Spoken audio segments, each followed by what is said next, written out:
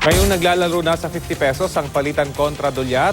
Unang-unang natutuwa ang mga overseas Filipino workers dahil mas malaki na ang katumbas ng kanilang sweldong ipinadadala sa Pilipinas. Ang pulso ng ilang OFW alamin sa mainit na balitang hatid ni Katrina Son. Mula nitong Pebrero, pumalo na sa 50 piso kada dolyar ang halaga ng ating salapi. Epekto raw ito ng inaasahang pagtaas ng interest rate sa Amerika. Sa mga pahayag ng pinuno ng US Federal Reserve, may indikasyong posibleng tumaas pa ang interest rate sa Marso.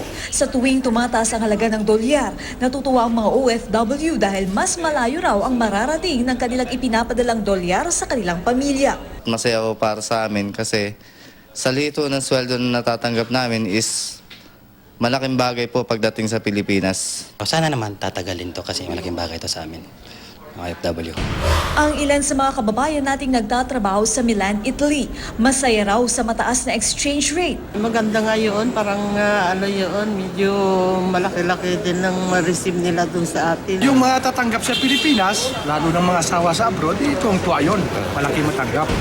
Pila-pila rin ang mga OFW sa Hong Kong sa Remittance Center para magpadala ng pera sa kanilang pamilya sa Pilipinas.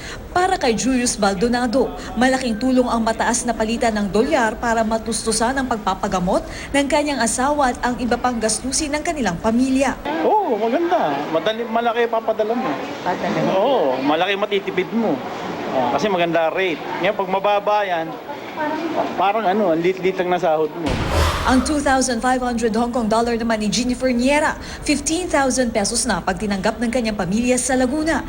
Pero ang mga negosyong nag-i-import mula sa ibang bansa umaaray dahil mas mahal ang mga imported kung bibilhin dito sa Pilipinas. Inaasahan na ng financial experts na abot pa ng 51 pesos ang exchange rate ngayong taon. Nasa manageable level pa rin daw ito. Huwag lang daw sanang pumalo sa 52. Mabutit na nanatili raw na malakas ang dollar remittance ng mga OFW, sabi ng financial experts. Katrina Son, GMA News.